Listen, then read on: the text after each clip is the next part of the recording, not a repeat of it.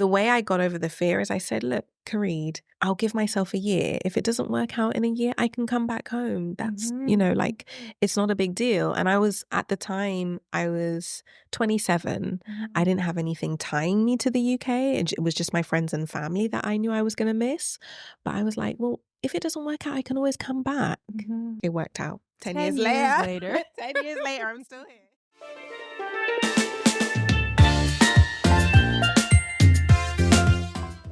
Welcome back to another episode of In We Blood, the podcast that's dedicated to help reignite an appreciation for Caribbean culture and traditions. Today, I'm here with creative and storyteller Kered Clement. Thank you so much for inviting me to your home to be able to do this episode. Thank you so much for coming. Yeah. I mean, the thing that we were really talking about is that you were somebody who lived in the UK and you moved from the UK to Grenada. And it's going to be your 10-year anniversary of that move in October. So I felt like this would be an awesome opportunity for, people who were maybe interested in making that move as well, to kind of hear about your story, your journey, the pros and cons, that kind of thing. So why did you decide to come to Grenada specifically? That is definitely a story I haven't really told yet. So I'm really excited to share it with you because it started earlier than I think I thought. It started from sort of early teens. My uncle would travel to Grenada and he would come back and tell stories of what happened in Grenada. He would sit on the top of our step. Me and my brother would be in our rooms and he'd be on the top of the step telling us all the funny things that would happen in Grenada, because we know Grenadians are characters. Yes, of course. So he'd have all these stories about what happened with like people he was doing business with or getting on the bus, and we'd be there cackling just at everything he said. And I think that grew a fondness and affection for Grenadian life and a curiosity as to what is that like? What does that look like in real life? Because although I had lived in Grenada for a period of time, I was much younger. I was a child. So the story there is my parents had decided to move back to Grenada. They migrated years ago. My grandparents started, and then they sent for my parents, and then they had me and my brother in the UK. So I'm first generation Grenadian. So we came back to Grenada every now and again as children, and they made a move many years ago. So me and my brother went to school in Grenada, but I couldn't remember anything. I was a child. So when he would tell those stories, I'm like, what is that like?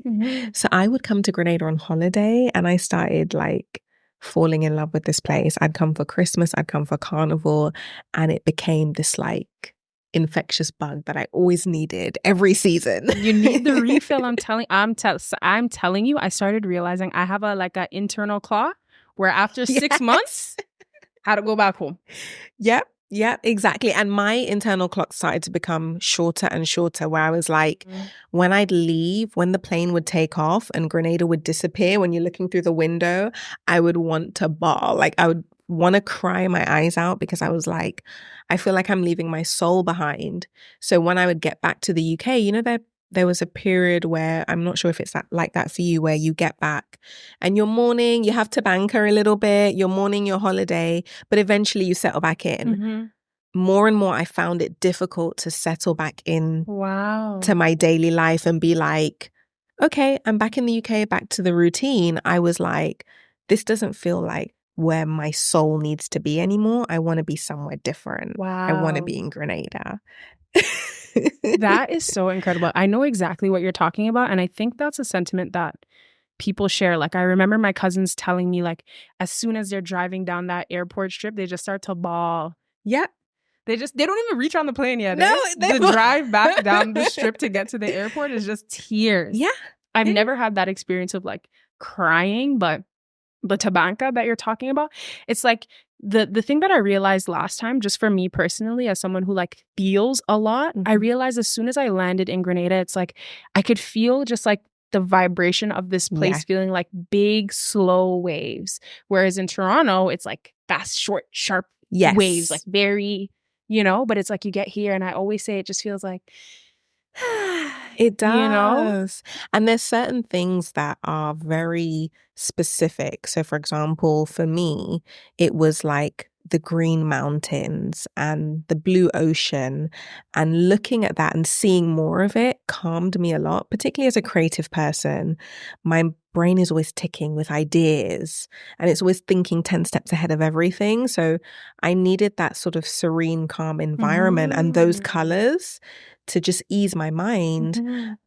So seeing more of that. So when I went back to the UK, like the sort of greys and the structural spaces, Rigid. it wasn't conducive to the type of creative I am. So it started to become very like, when I would land in Grenada, that same feeling, even the humidity of the air when it hits you initially. But I found myself like on that drive from the airport, you know, when I'm back home, just looking around. I still do it today, looking around and being like, this feels like it's more in tune with the person I am. Yeah. So this feels more like home to me. It's completely a different feeling. Yeah. We could just talk about this alone. We could. But like, I completely agree. It's like, and I talk about this on different episodes about how nice Grenada is and how good it feels. Like, I know you're talking about, you recently met somebody from Jamaica who was saying this was their first time here or something, and they're getting ready to, they want to move here. Exactly. And that's the thing, like that's such a point, because it's not just as Grenadians, it's not just us who maybe have left the island and live in other places. It's many people that Grenada has this feeling of just making people feel at home, even if this is not their home, if this is not their culture. I think it's got something to do with our close-knit community and this concept that we still have of love thy neighbor. You can feel welcomed into like a close-knit community or group of friends quite quickly. And they'll say, you know, like you feel embraced. You don't feel like an outsider, 100%. where in other places it takes some time to even feel like you're welcomed. Things might be more cliquey, whereas I feel like Grenadians naturally have a tendency to welcome people in. Even me being here is a testament to that. Like, oh, do you want some? Yeah, it's just being hosted in such a like easily loving way, right? One of the things that you were talking about is when you're here, how you get to see the green and the blue. And that's the thing that I first noticed about the difference between being in Grenada and being in Toronto is like Toronto is very gray. Yeah. Concrete, all the buildings, it's just gray reflected on gray. Whereas when I'm here, it's like my eyes get a chance to just see. You're seeing the trees, you're seeing the sky. But what I recently realized on this trip is that it's not just about what I'm seeing. It's like a full sensory experience. Even as we're sitting here, we're hearing the dogs. Where I live, I hear the roosters all the time. You know what I mean? You're hearing the big trucks pass. All that is like part of the experience. There's so many things to smell, to taste. It's not like these metropolitan cities that, you know, are some of our families and have migrated to, right? It's like a totally like all-encompassing experience. Even when I'm like rubbing my feet on the sand on the beach, you know what I mean? It's like, whoa. And I just realized that this time that I'm like, Grenada is such a full sensory, and I'm sure most of the Caribbean is such a full sensory experience. Yeah. It absolutely is. And, you know, going back to that question of like, why, you know, so my uncle would tell these stories. My grandmother used to also tell these stories. It was from a different time and a different perspective.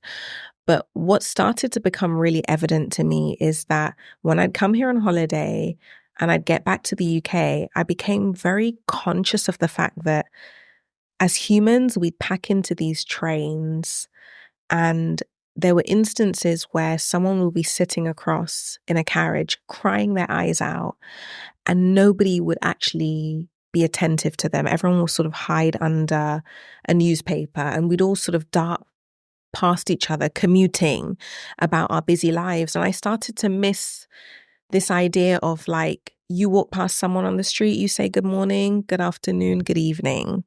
And when I first started coming to Grenada, that wasn't instinctive for me, because I didn't grow up here for, you know, my sort of older years. It was like I'd walk past someone and then I didn't realize that that was seen as rude until people started to check me on it, or I checked myself and I started to realize, like, I really appreciate this about the fact that we see other humans and we acknowledge them whether we know them or not.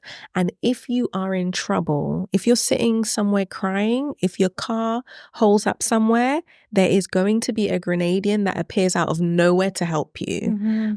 And my heart and my soul connects to that way more than this idea that we're humans going about our lives and we don't need to interact with each other. That feels alien to me. And I said, well, I'm truly a Grenadian. I'm truly a Caribbean woman, because it didn't feel right when I was in those situations. I'm British Grenadian, right? Born and bred in the UK, but of Grenadian heritage. And I realized when I started coming here on holiday that the way I am, the type of person I am, resonated more with my Grenadian side. Do you feel like when you come to Grenada, like a different part of your beingness gets activated? Yeah. It's all like the time. Kiana in Toronto and Kiana in Grenada. I used to say it's two different people. It's starting to mesh more into one. Yeah. But like you feel different parts of yourself being activated in this environment versus the other one. The other right? one. And, you know, there are funny little things that I can recall that were the lead up to the actual move, which was 10 years ago. So this year is my 10th anniversary of living in Grenada, October specifically. And there was a point where I got out of the train, went to the bus stop, and I think my mom passed me at the bus stop. And when she got home, she called me. I think I was waiting. So she, you know, not that she wouldn't pick me up on the road, but she just said, have you seen what your face looks like at the bus stop? And I was like, what do you mean? She goes, you look so miserable. And she says, you should smile a bit more. And I realized internally I wasn't happy because the commute and those emotions and that mood and the dreariness was really getting to me. So I felt like I had nothing to smile about. That's not to say there aren't things about the UK that I don't appreciate, but there was things that I was experiencing about that lifestyle that didn't resonate with me. So I felt like I need to take myself out of this place for a little bit because I need to find my joy again. So how were you able to, I guess, facilitate that move? Did you do like a trial run, like a 3 months? And then what did that look like when you first moved over? Really, really interesting story, because basically I did do the trial. So, but before the trial, I had to really psych myself up because I was thinking about it constantly. So when I'd be at work, I'd be constantly like making these notes on like Post-its about the idea of living here and what that would look like and what I would do. And then constantly thinking about imagining it as well. But you know how when you just, it's a dream and you need to make it a reality, but you're not getting to that point where you make it physically happen. I had to physically do something to make it happen. I bought my first blue barrel. And I started to fill that barrel. I started out filling it with dry goods, like long life milk and pasta that I love. And I was like, wait, if I fill this barrel and it gets filled, I have to ship it somewhere. And then I got to the second barrel and I kept going until I had 4 barrels in the house. And I was like, I'm actually going to have to do this. I'm going to have to ship these barrels and travel to the place where they're going to end up. So I needed to physically have something that was a constant reminder when I got home that I am making this move and I'm going to do it and eradicate all the fear. So girl, there was a barrel for the shoes, for the clothes, for the housing items, and for the long life food. And then I picked my date, and there were more things that came up, like, okay, where am I going to live? Yeah. And am I going to drive? Like, how independent do I want to be? Do I want to move to live with family? I sat down and discussed it with my mom. She's my absolute rock. And she's like, look, approach this as being totally independent. Move with your car and your apartment. So the next step after the barrel was going to this car warehouse and looking for the car.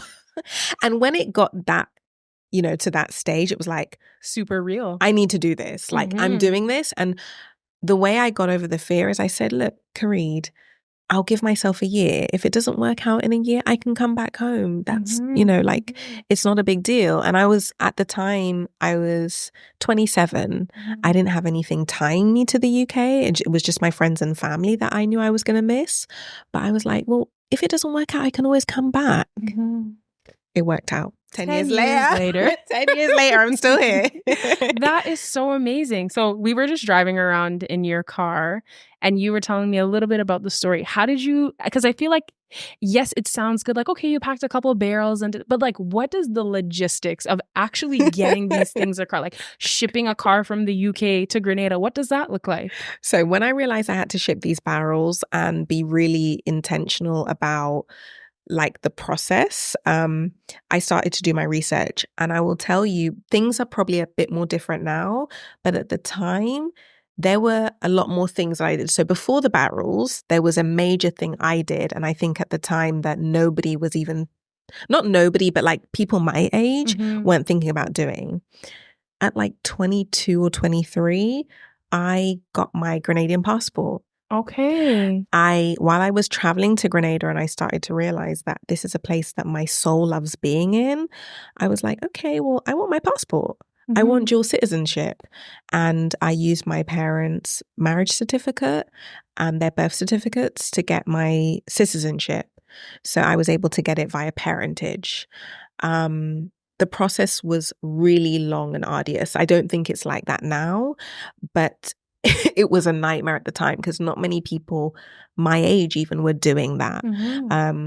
And I did all the things I needed to do. I got all the documents together. So basically, when I was traveling to Grenada again, I got all the documentation I needed on my next trip. Like I was really planning ahead and I got my citizenship. So when I fill those barrels, I was already part of the way there with knowing that I can live and work in Grenada without any issues. Because you had already set Because yourself I already up for set myself. success. Yeah, exactly. Okay. I honestly can't tell you why as an early 20-something that I was thinking like that, but my soul was like, this probably is the right thing to do. Yeah. Okay. And my grandmother, my mom keep telling me, oh, go for your passport, go for your passport. Do it. But I'm just kind of like, can someone help me? Honestly, and the thing is, so the steps I took, I just went to the passport office. I went to the passport office in Government House and I just asked questions. And sometimes people are not always forthcoming, but I kept asking questions and I got bits of information here and there and put it all together. The next thing I did was contact the Office of Diaspora Affairs. Okay. So there is an Office of Diaspora Affairs. Every country has one. And I asked, what is available for people wanting to return home, for returning nationals? And I was told that I can get 100% exemption on shipping household items up to the value of 300,000 EC.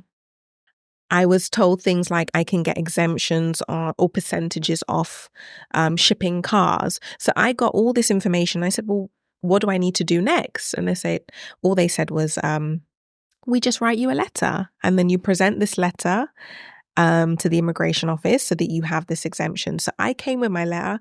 Honestly, I was ready. I would say to you now, on reflection, I wish I had more than 4 barrels because people would probably ship a fridge or like things to like a fill container. a house. And it was really for those returning nationals who were coming home to build. Okay. Those were the more common things. And I don't think that they ever came across a 20-something-year-old who wanted to move back home and ship 4 barrels. So they were super accommodating and they probably thought, like, oh, she's cute. That's really sweet. Yeah. But I had all my documentation and I remember like going, when I arrived, the immigration officer being like, okay. Yeah. But, I found a shipping company in the UK. They shipped my car. I packed as many things into that car as possible. Okay. Now, something that I really, truly feel like I have a superhero as a mother. My mother said to me, I'm going to go to Grenada a couple of months before you to look for somewhere for you to stay. Wow. So she wanted to vet the hell out of like where I would be staying. And at the time I was like, Mom, I can do it myself.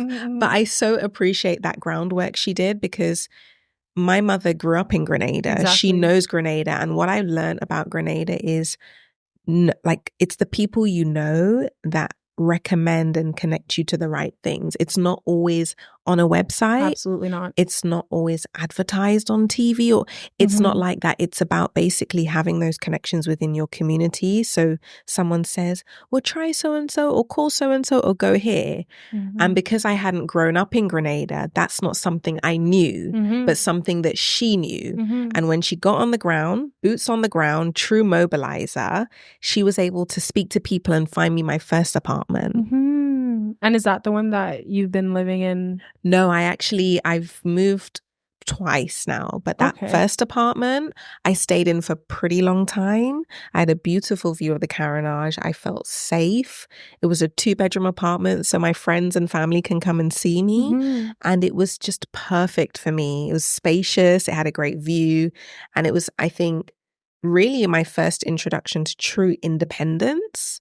But the most important aspect of it was being in a safe community, and just being comfortable and having my independence, which made that transition much easier. So how were you able to find like your first job here? What did that look like?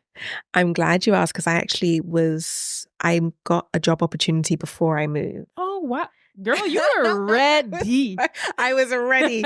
So, and I don't want that to put people off that they can't make the move. They have to have all of those things. But in a way, things fell into place really beautifully, because what was good about traveling to Grenada prior to that move is that every time I traveled to Grenada, I made new friends.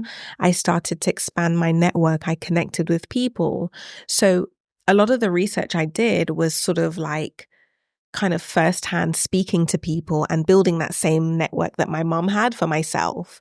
And I ended up making really great friends with other creatives, because as a fellow creative, it was easy to find each other. And those times it was High Five and MySpace. It wasn't Instagram and, Facebook was there. So I'd kind of find people, or people my really close cousin, who's like my best friend, would introduce me to.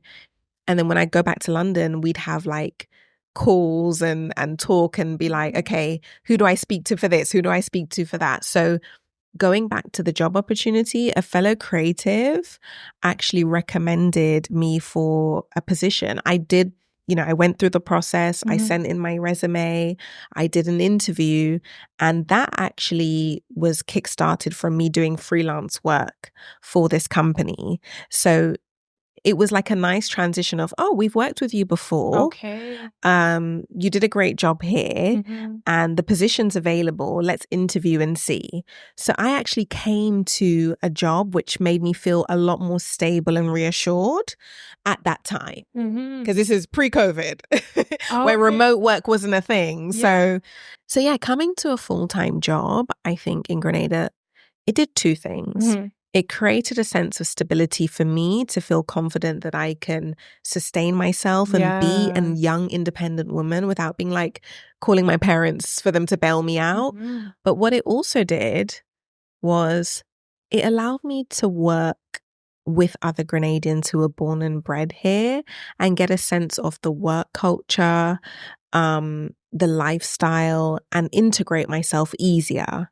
I think if I didn't work in a business with mainly Grenadians, I think I wouldn't have been able to really integrate myself in society as early as I did. And it could be simple as the things like Chris versus chips and Hoover versus vacuum. It was as simple as that. Like there was a colleague that I had who always used to laugh at me and be like, Kered, in Grenada, we don't say till, we say cashier. And she's like, if you want to survive here, don't walk around calling things till. Like it was simple things like that made me laugh, but they were helping me just like integrate myself into the community so that, I could get by. And I was saying you've just naturally been meeting people who want to move to Grenada or are thinking about it. And I was like, you need to start like a community or something. So hopefully, in the future, it'll be like, looking to move to Grenada? Here's the lady that you need to talk to. She has the whole process, step 1 to step 10, whatever, and all the things to look out for. So I mean, now that you've been here for 10 years, what would you say are some of the pros and cons of being here? Oh, yeah, it's super. So I would say let's start with the pros. Mm-hmm. When I moved here, I was really looking for work-life balance. Mm-hmm. I was looking for the ability to just wrap up the day and know that I can head to the beach if I wanted to at sunset, or on weekends, head to the beach in the morning. Like, I realized that I'm someone who needed to be immersed in nature. Mm-hmm. Should we keep that? Listen, just let the sheep be the sheep. Right? So just like the sheep. So I realized I was someone who needed to be immersed in nature to settle my mind. I didn't want to live that lifestyle I was living in the UK because as a creative person, an ideas person, my mind can keep going. Mm-hmm. And I could easily be that workaholic. Mm-hmm. So I moved here again to just really, I wouldn't say slow down, but have balance, right? That was really important to me. So that's a major pro. It never gets old. When I decide I'm going to the beach in the morning, I jump in my little car. I call her Punchiloo. She's a 2-seater smart car. It was quite funny when it landed on the port. Everyone was like, look at that smart car. I could lift this up. Right? I jump in my car, drive down to the beach with the windows open and my hair blowing in the wind. And I look around and I'm like, oh my God, I can actually pinch myself. It never gets old. It's majestic. This island is beautiful and that makes my soul feel good. So that's a pro. Another pro is you find your people. I've heard a lot of people I've spoken to, they're like, am I going to make friends? Am I going to meet people? Am I going to find a partner? Mm-hmm. You absolutely find your people when you're coming to an island like Grenada because it's that type of place. Like I said, people are so welcoming and accommodating, and it doesn't matter if they've known their people for years, they'll still bring you into their communities. They'll still bring you into their friendship groups. So that's a beautiful thing about living on a smaller island, which is also the con. You need to get comfortable and used to everybody knowing you and being in your business. So now, when I go to the supermarket shopping, I just understand that I'm going to meet someone I know. When I go out, and actually I like it. I personally like it because I'm like, hey, you're good. Mm-hmm. And I'm like, sometimes I'm like, damn, now I know too many people, especially now I've put a lot of stuff about my lifestyle online. Mm-hmm. Like I post a lot of stuff on Instagram, but I love it. Like people come up to me, oh my God, I follow you. I love your hats. I love your style. I love your content. Oh, you did this. And it's special because like I said, when I was in London, I didn't like that disconnected feeling. And the reason why I know... Oh my gosh. I'm sorry. Yeah, I just had a visual of you standing at the bus stop miserable versus your slow mornings and being able to go to the beach and appreciating that every single time you go. And it's like the power of making a decision that might be really scary for you, but that's what your soul needs or your heart desires. And then the magic that comes after that. With it. Yeah. And it's called a leap of faith. It and is. That's what you took coming here. It is. Yeah. I didn't know how it was going to go. I didn't know I'd end up being here for 10 years. Wow. And when I talk about the kind of person I am, like at this stage of my career, I know I'm a storyteller at my core. Mm-hmm. And I tell stories through video, through words, through visuals. But as a person, Kiana, when I go to the beach, I end up talking to somebody randomly that I don't know at the beach or wherever I go, because I'm someone who's inspired by other people's stories. Mm-hmm. And I needed to put myself in an environment where that natural human connection and interaction would just happen on a daily basis to feed my mind and my soul. And in the UK, it was like people would just be passing each other. Bodies would be passing each other. Sometimes someone would glimpse at you and smile, but people were almost scared to do that. Like you get on the train and people would be looking down because they didn't dare to make eye contact. And I was like, that's not me. It's weird. It's weird. And it's funny because growing up, when my mom used to talk to someone in the line in the supermarket, I'd be like, Moms, you don't know them. Yeah. But what I realize is I inherited from her. That's in her nature. She's a people's person.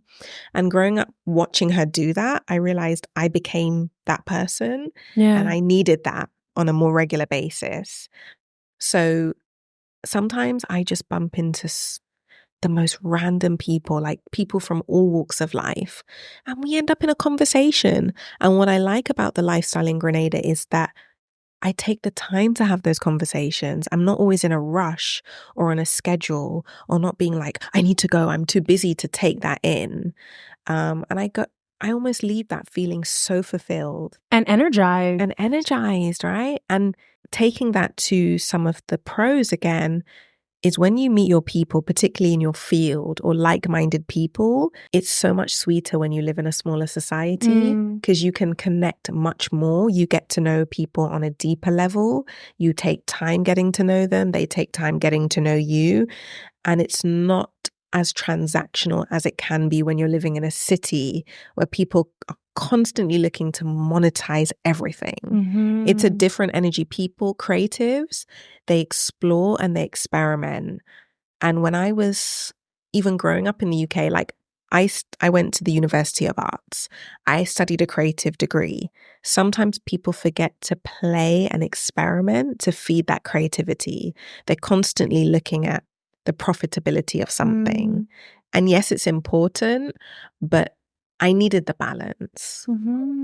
Before I moved to Grenada and when I was dreaming of being here, every time I'd come on a holiday, I'd leave and say, why would anybody want to leave? Like, why are the young people leaving? Like, I don't get it. Like, you're in paradise. Like, why don't you appreciate what you have? The grass is always greener. So when I got to this side of the world, I understood the challenge for young, hopeful professionals is the career opportunities were limited.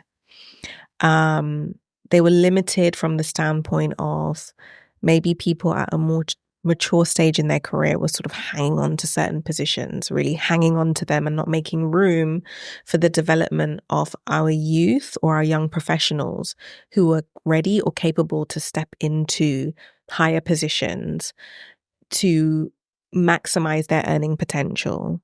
And one of the pieces of advice my uncle gave to me, my godfather said to me, do you understand that this move will mean that you're reducing your earning potential?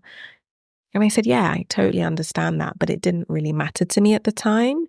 But when I moved here, I understood the struggle and strife of young professionals here, because the truth is, we all want to grow and develop. We all want to make investments. We all want to better ourselves. We all want to be comfortable and seek out. Maybe it may not be a physical thing like a car or a house. It may be to travel more. It may be to like buy the things that you love. And I realized, okay, with limited opportunity and limited growth and earning potential, you have to leave, which is why our diaspora is so large. And brain drain is a real thing, I realized. So when I got here, I stopped being like, why does everyone want to leave? And I started to speak to more, I would say more creatives, because I'm a creative, and understand what are the challenges that you experience? Like, what is it? What needs to happen to make it better? What needs to happen to make you want to stay? And a lot of the things I learned was if you don't want to be a doctor or a lawyer, it was going into a creative career that would be deemed unconventional in the Caribbean, and having that respect, being respected for what you do, being respected when you give your rates and you say, this is my value, this is what I think I'm worth, being respected for your craft. So a lot of my work is around really elevating creatives and being really intentional about showing their value, celebrating them, buying into them. I'm not just someone who's like, I love Grenadian creatives. Like I buy into them. I purchase their goods. And the art piece, the Nutmeg Princess art piece that just came today, special delivery. Yeah. That was my first art piece that I purchased. That was like a major thing for me. An amazing young Grenadian artist named Renelle Joseph did a beautiful piece called the Nutmeg Princess, which has elements of our culture. And I love wearing colors, as you could see. But it has all the colors that just stimulate me. It has hints of our culture. It shows our nutmeg, stimulates me. And I was like, how much is that piece? And she gave her price. And I'm like, I want it. Mm-hmm. I didn't break her down. I didn't tell her that it wasn't worth it. I didn't, ask to negotiate. I was like, I want it. I said, I'm investing in this because I love it, but I'm also investing in you. Yeah. And that is how I believe will uplift our creative community. We need to build our own hype. We need to elevate ourselves and our people. And I feel like there's more work for me to do here. Yeah, it's so exciting to hear your story and to hear about how you didn't just come here on a whim. It was like you set things in place before you even got here. Yeah. The citizenship was good to go. The place, ready to go. The job, ready to go. And that makes for a smoother transition mentally instead of coming here and being like, oh my God, oh my God. No. Exactly. Yeah. And I love that because I would have never thought like, okay, set all these things up before you even get there. Yeah. And I would say to anyone wanting to make the move, make the trips. Mm-hmm. Come for shorter stints. Come as regularly as you can. And when you get here, think about what you want to achieve. So before you get here, so for example, when you're making those trips, don't just like lounge on the beach all day. Like, of course you want to do that. Don't just go to the parties and go to the fetes. Like, go to the Office of Diaspora Affairs, go to the passport office, do your research, connect with other Grenadians who live here or people who've made the move. Have those intentional conversations to gather your information to plan your move. Because you're coming to a smaller island with limited resources. So you almost need to do it. It's not like you're going to the UK or the US and you just find things. You just Google, Google said that. Exactly. You better go and make some friends. Exactly. And build a network. Build your network. Yeah. And that will make them, because people will start recommending you and saying, oh, I know someone who's renting a place. And that place may not be with the realtors or it may not be online. Yeah. So coming to a smaller island like Grenada, you do have to do your research and you do have to network and you do have to lean on those types of resources, which are more human-centered. It's not just something to just jump on a plane and say you're here.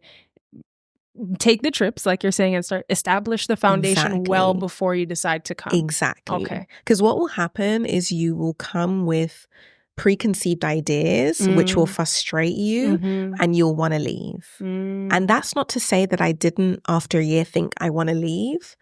But even when I got that feeling of wanting to leave, I had enough people in my network. I had formed a big enough community to know that, to convince me, no, give it a chance, give it a try. And that's one thing I also want to share. It's really easy to move to a new place and find people who are just like you. It's familiar. It's a sense of belonging. I get it. So when you say like-minded people, I refer to like-minded people as fellow creatives. Try to look outside of people who lived in the same country as you lived in and moved just like you. Try to find, let's say if you're moving to Grenada, try to find Grenadians born and bred who lived here. That's my biggest support system. I found a group of Grenadian friends born and bred on this island who were able to show me the way. And I'm talking about show me the way. Like if I had a centipede in my house, they would teach me how to kill it. Like I know that sounds, but like that's island life, right? Yeah. It could be the most simple things, like things that, you know, if you've never lived on an island before that you'd come up against and it might frustrate you.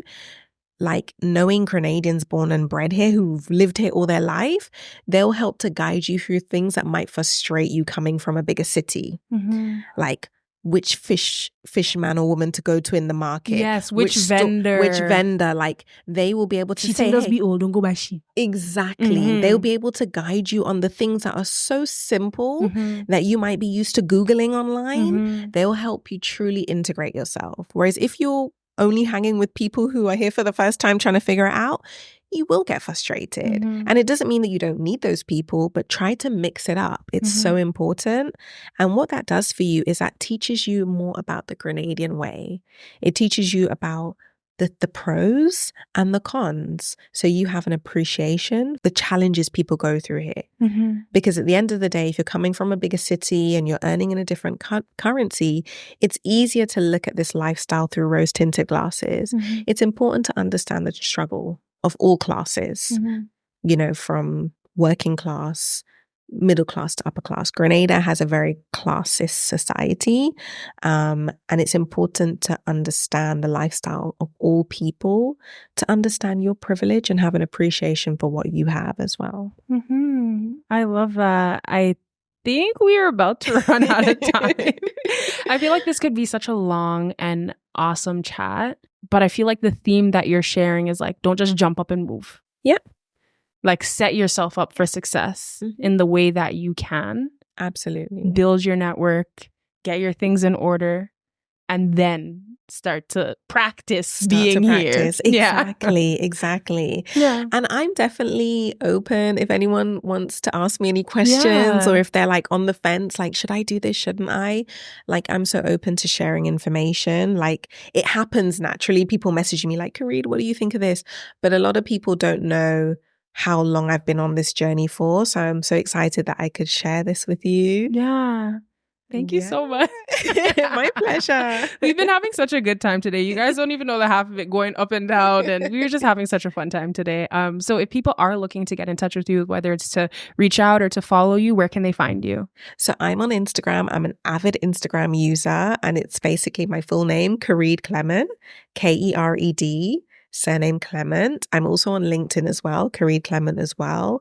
And my website is keredclement.com. Thank you so much. This has been really awesome. Maybe we'll even do a part 2 at your 20-year anniversary or something, you know? But yeah, I feel like this is really kind of like a good foundation of people to know like what to expect when you want to move to a small island, whether it's Grenada or maybe another island, because you would you're going to get the same thing, right? Yeah. So thank you so much. This has been so awesome. And my pleasure. Thank you for allowing us to record here in your home. Thank you so much.